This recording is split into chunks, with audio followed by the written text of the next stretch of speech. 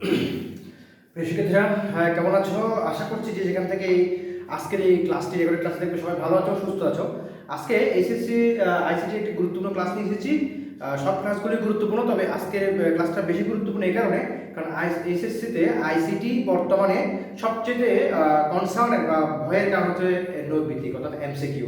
তো এখন থেকে রেগুলার বেসিক ক্লাস, সৃজনশীল প্রশ্ন সলভ সাথে সাথে তোমাদের জন্য নিয়ে এসেছি এমসিকিউ সলভ, অর্থাৎ যে বোর্ডের যে প্রশ্নগুলো আমার কাছে মনে হবে যে তোমাদের সলভ করতে কষ্ট হবে, ঠিক ওই প্রশ্নগুলো মূলত এখানে আলোচনা করবো। তো আজকে ঢাকা বোর্ড 24-এর বেশ কিছু প্রশ্ন নিয়েছি, এখানে প্রায় 7টি প্রশ্ন সিলেক্ট করেছি। তো প্রথম প্রশ্ন যেটি হচ্ছে, চলো আমরা প্রথম প্রশ্ন নিয়ে আলোচনাতে চলে যাই।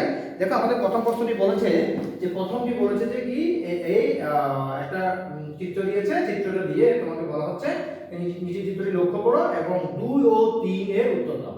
অর্থাৎ 2 এবং 3, ওইখানে 2 এবং অন্য নাম্বার ছিল, তো তোমার পরীক্ষা প্রশ্নটা তোমরা দেখে নিবা। তো এখানে আমি 2 এবং 3 লিখেছি।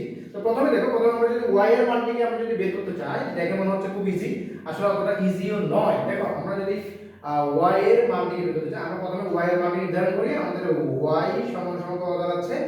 একটা হচ্ছে a নট, কারণ আমরা জানি এটা হচ্ছে a নট, এবং একটা a প্লাস একটা a একটা b। এখন এইটুকু করলে আমাদের কিন্তু হয়ে যেত, কিন্তু বাট এখানে যে জিনিসটা দিয়েছে এটার সাথে এটা কিন্তু পুরোটাই ডিফারেন্স, অর্থাৎ ভিন্ন, অর্থাৎ এটাকে আমাদেরকে সরল করতে হবে। এখন সরল করার সময় আমরা যদি ধরি a নট ইনটু 1, এখানে 1টা কেন দিলাম পরে বলছি a b।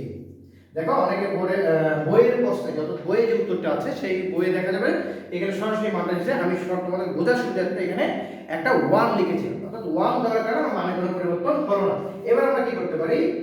a নটের সাথে আমরা এখানে একটা গুণ করতে পারি 1 প্লাস b, কারণ আমরা কি জানি 1 প্লাস a সমান সমান 1, বা 1 প্লাস b সমান সমান 1, বা 1 প্লাস c, যেটাই তুমি চলক নাও না কেন তার সমান সমান কত হবে? 1 হবে। তাহলে দেখো, এখন যদি আমরা কাজটা করি আমাদের কাজটা সহজ হয়ে যাবে, এবং এই কাজটা করতে পারলে আমরা পরবর্তী কাজটা করতে পারবো। এবার আমরা যেটা করব, a not plus a not b plus এখানে হচ্ছে a b। এবার আমরা যেটা করব, এখানে আমরা a নট কে আমরা রেখে দিলাম, প্লাস এখানে এসে আমরা কি করব, আমরা এখান থেকে b কে কমন নিব। দুটোতে b আছে, দুটোতে b থাকার কারণে আমাদের হচ্ছে কি a not plus a। a not plus a হয়ে যাওয়ার কারণে আমাদের a নট প্লাস a সমান সমান কত হয়? a নট প্লাস a সমান সমান আমাদের কত হয়? যে তোমাদের কাছে প্রশ্ন থাকলো a নট প্লাস a সমান সমান আমাদের কত হয়? a নট প্লাস a সমান সমান কত? 1। তাহলে a নট প্লাস a সমান যদি 1 হয়, আমাদের কি দাঁড়াচ্ছে? আমাদের দাঁড়াচ্ছে a নট প্লাস b। অর্থাৎ দেখো, আমাদের a নট প্লাস b এখানে রয়েছে, অর্থাৎ খ হচ্ছে আমাদের উত্তর, a নট প্লাস b হচ্ছে আমাদের উত্তর। এবার দেখো, আশা করছি এটা তোমরা বুঝতে পেরেছো। আবার একটু করে বলছি, আমরা মানটা নির্ধারণ করেছি। মানটা নির্ধারণ করে আমরা দেখলাম কি আমাদের এই মানের কোনো উত্তর আমাদের এখানে নেই, আমাদের এটা সরল করতে হবে। সরল করার জন্য আমরা 1 কে রেখেছি, 1 এর সাথে আমরা 1 প্লাস b যুক্ত করে সেটাকে সরল করেছি। এই কাজটা করতে হলে পরে বসে তোমাদের কঠিন হয়ে যাবে। তো দেখো, এখন আমাদের এই মানটা আমরা এখানে লিখে রাখবো। অ্যাকচুয়ালি আমাদের y এর মানটা কত? a not plus b। দেখো, অ্যাকচুয়ালি এখন আমরা মানটা পেয়েছি কত? a not plus b। এবার আমরা যেটা করব, আমাদেরকে বলা হচ্ছে দেখো যে উদ্দীপক y সমান সমান যখন y সমান সমান 0 হবে, অর্থাৎ y এর মানটা 0 হয়ে যাবে, তখন হবে। সেটা তুমি দুইভাবে করতে পারো। আমি প্রথমে একটু যেটা বইয়ের মতো করে বা সেটাই আলোচনা করছি। দেখো, এখানে প্রত্যেকটা মান তোমার দেওয়া আছে, a সমান সমান 0। এরপরে শর্টকাট একটা টেকনিক শিখিয়ে দেবো, এটা ছাড়াও তুমি কিভাবে করতে পারবে। দেখো, এখানে a নট সমান সমান 0, b নট সমান সমান 0। তাহলে আমি যদি প্রথমে যদি আমার ক নাম্বার অপশনকে ধরি, আমি যদি আমার প্রথমে ক নাম্বার অপশনকে চেষ্টা করি, দেখো a নট সমান সমান 0, অর্থাৎ a এর উপর a এর মান 0 হলে এটা নট করলে কত হবে? 1 প্লাস, এরপর b সমান সমান 0 দেওয়া আছে, তাহলে a প্লাস 1 প্লাস 0 সমান আমরা কত জানি? 1। তাহলে কি y এর মান 0 আসছে? y এর মান 0 আসছে না, তাহলে এটা আমার এক নম্বর অপশনটা বাতিল। এবার দুই নম্বর দেখো, 0 এবং 1, এখানেও আমার এখানে যদি আমি 0 বসাই, প্লাস এখানে তো 1 আছে, সমান সমান এখানে 1 প্লাস 1 সমান সমান 1, তার মানে এটা আমার হবে না, কারণ এখানে কত আসছে? 1 আসছে। আবার যদি আমরা 3 নম্বরে ট্রাই করি, আমাদের 3 নম্বর গ নম্বর অপশনে ট্রাই করি আমরা, দেখো গ নম্বরে কত? 1 এবং b সমান সমান 0। তাহলে 1 এর উপর নট হবে a এর মান, প্লাস b সমান সমান 0। তাহলে নট করলে 1 কে নট করলে কত হয়ে যাবে? 0 প্লাস 0 সমান সমান 0। অর্থাৎ আমার 3 নম্বর অপশনটা হচ্ছে রাইট। আমি আর চতুর্থটা দেখাচ্ছি না। এছাড়াও তুমি আরেকটা পদ্ধতি অবলম্বন করতে পারো, সেটা হচ্ছে কি আমাদের যে যোগের পদ্ধতি, কারণ এখানে কি হয়েছে, যোগ হয়েছে, যোগের পদ্ধতি তুমি অ্যাপ্লাই করতে পারো। সেটা কি দেখো, 0 প্লাস 0 0 0 0 1 1 0 1 1। আমরা কি জানি এখানে দুটো 0 হলেই কেবলমাত্র কত হবে, 0 হবে। তাহলে এখানে দুটো 0 যদি আমি আনতে চাই, দেখো আমার দুটো অপশন আছে, তাহলে আমার একটা অপশন কম, এখানে তিনটা অপশন দেখো স্থান চালাই করে তিনটা অপশন তোমাকে 0 দিয়েছে, b এর সমান সমান 0, এখানে আবার কিন্তু b সমান 0। তাহলে দুটো অপশন তোমার কমে গেল, অর্থাৎ এগুলো হবে না। কেন হবে না, কারণ b এর সাথে কিছু নেই, অর্থাৎ b এর সাথে আমার 0 লাগবে। তাহলে a নোটের বেলায় কখন 0 হবে, যদি a নোটের মানটা 1 হয়। তাহলে দেখো a নোটের মান 1, b এর মান 0, অর্থাৎ দুটো 0 লাগবে আমার এখানে। দুটো 0 হলে আমার কি হবে, y এর মানটা 0 হবে। আশা করি তোমরা বুঝতে পেরেছো, এবং এটা হচ্ছে শর্টকাট একটা টেকনিকটা তোমরা অ্যাপ্লাই করবে। এরপরে দেখো এগুলোতে বোঝা আছে সেজন্য লেখা। দেখো সবচেয়ে বড় হেডিং ট্যাগ কোনটি, আমরা কি জানি, আমরা যখন কোনো একটা জিনিসকে আমাদের হেডিং ট্যাগে লিখি, অর্থাৎ আমরা যখন আমাদের যে HTML-টা লিখি, আমি একটু করে এখানে বলে রাখি, যারা কিন্তু এই চ্যাপ্টারগুলো সম্বন্ধে আইডিয়া নেই তারা কিন্তু এই ক্লাসগুলো খুব ভালো বুঝবে না, ঠিক আছে। আচ্ছা দেখো, তো আমরা যখন হেডিং লিখি, আমাদের সবচেয়ে প্রথম হেডিংটা কি হয়, সবচেয়ে বড় হয়, বড় থেকে ছোট হয়, অর্থাৎ হেডিং এরকম, এরপরে একটু ছোট হয়, হ্যাঁ, এরপরে একটু ছোট হয়, অর্থাৎ H1 যেটা থাকে সেটাই আমার কি সবচেয়ে বড় হেডিং। তাহলে আমাকে কি প্রশ্ন করেছে, সবচেয়ে বড় হেডিংটা কোনটি, অর্থাৎ আমার এখানে সবচেয়ে বড় হেডিং হচ্ছে কত, 1, H1 প্রথমটা। এরপর দেখো তালিকা তৈরির জন্য ব্যবহৃত আবশ্যিক ট্যাগ করেছে তোমাকে, O0 কোনো আমরা তালিকায় ব্যবহার করি না, বা করলো এটা আমাদের অন্য কাজে ব্যবহার করি। এরপর UL LI দুইটা অপশন, আমাদের এই দুইটা অপশন আমরা ব্যবহার করি। কেন UL মানে হচ্ছে UL, আর হচ্ছে কি OL, একটা হচ্ছে অর্ডার লিস্ট, এটা হচ্ছে আনঅর্ডার লিস্ট, এটা হচ্ছে আনঅর্ডার লিস্ট। তাহলে এই ট্যাগটা আমরা অবশ্যই ব্যবহার করি। এরপরে LI মানে হচ্ছে লিস্ট আইটেম, তাহলে অবশ্যই আমাকে এই দুটো ট্যাগ ব্যবহার করতে হয়। তার মানে আমার উত্তর হচ্ছে কত, এটা হচ্ছে 2, এটা হচ্ছে 3, অর্থাৎ 2 এবং 3 কোন নম্বর হচ্ছে আমার উত্তর। অর্থাৎ অবশ্যই আমাকে ঠিক ট্যাগ ব্যবহার করতে হবে, UL এবং LI ট্যাগটি আমাকে ব্যবহার করতে হবে।